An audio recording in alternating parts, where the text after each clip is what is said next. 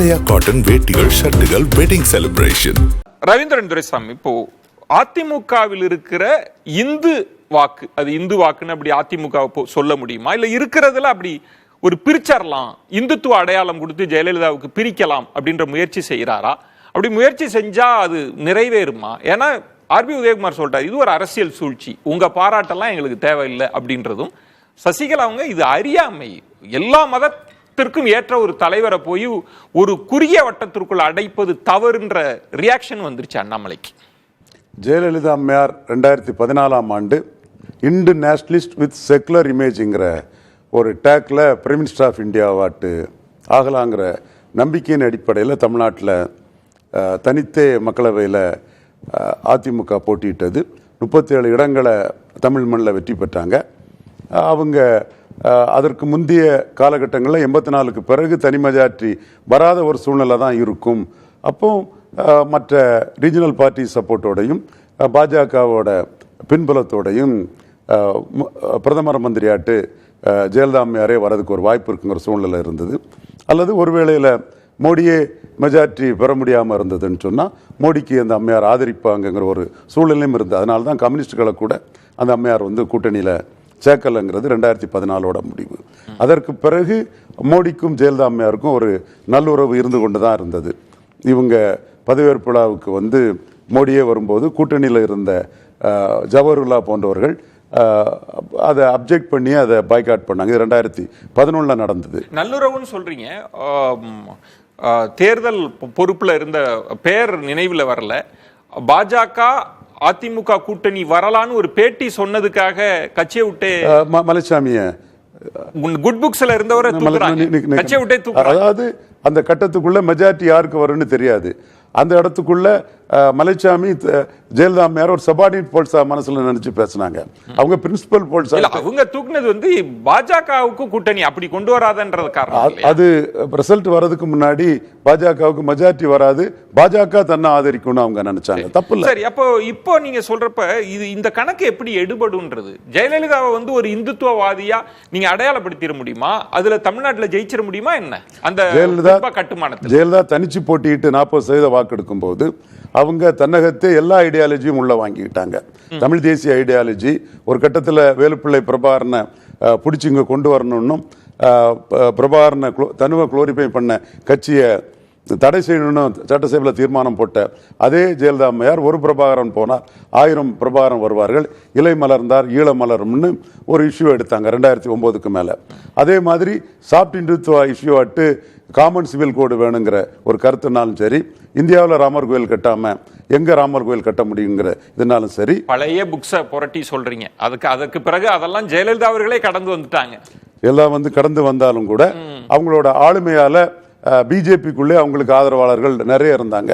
2014 கூட பிரபல BJP ஆதரவாளரும் பிஜேபியால nominated MP ஆனவரும் நீங்க பாஜக தொகுதிகளில் பாஜகவுக்கு வாக்களிங்க, மற்ற தொகுதியில் அதிமுகவுக்கு வாக்களிங்கிற ஒரு கருத்தை சொல்லக்கூடிய அளவுக்கு அந்த சாஃப்ட் இந்துத்துவா ஓட்ஸ்ங்கிறது ஜெயலலிதா அம்மையார் கையில் இருந்து. சரி, இப்போ விஷயத்துக்கு வருவோம்.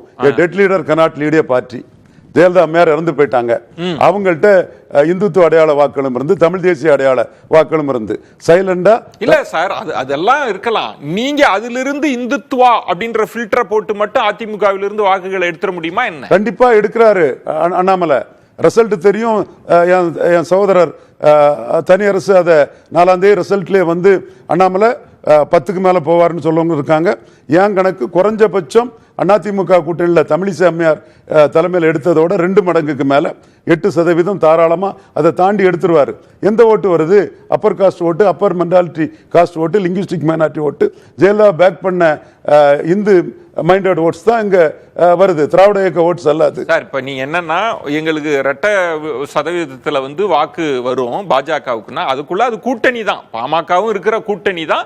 பாஜக அதிக இடங்கள்ல போட்டி போடுறதுனால வாக்கு சதவீதம் உயரலாம். இப்ப நீங்க என்ன இன்டைரக்டா சொல்ல வரீங்கன்னா அது அதிமுகவில் இருந்து வந்தது, அதிமுகவை நாங்க பலவீனப்படுத்திட்டோம், அந்த ஓட்டு எங்களுக்கு டிரான்ஸ்பர் ஆயிடுச்சு. 100% அது ஜெயலலிதா அம்மையார் மறைவுக்கு பிறகு அதிமுக பலவீனப்பட்டு தான் இருக்குது.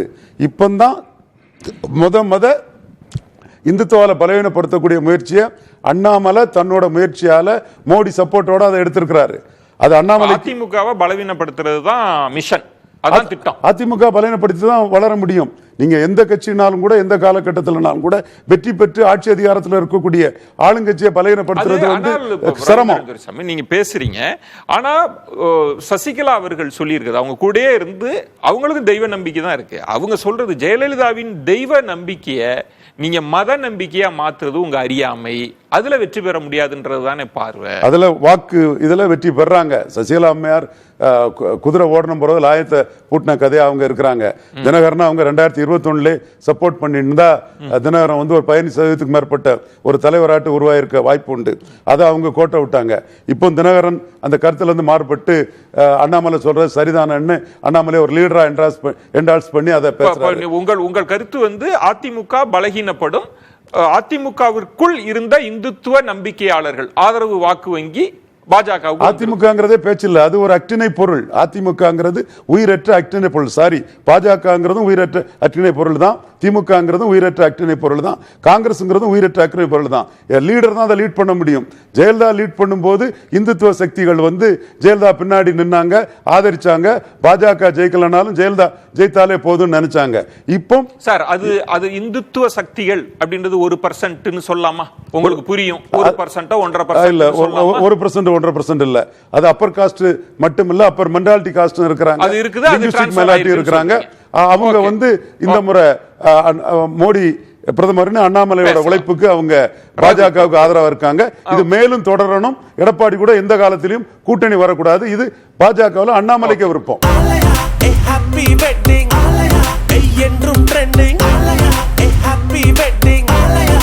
ஆலயா காட்டன் வேட்டிகள் ஷர்ட்டுகள் வெட்டிங் செலிப்ரேஷன்.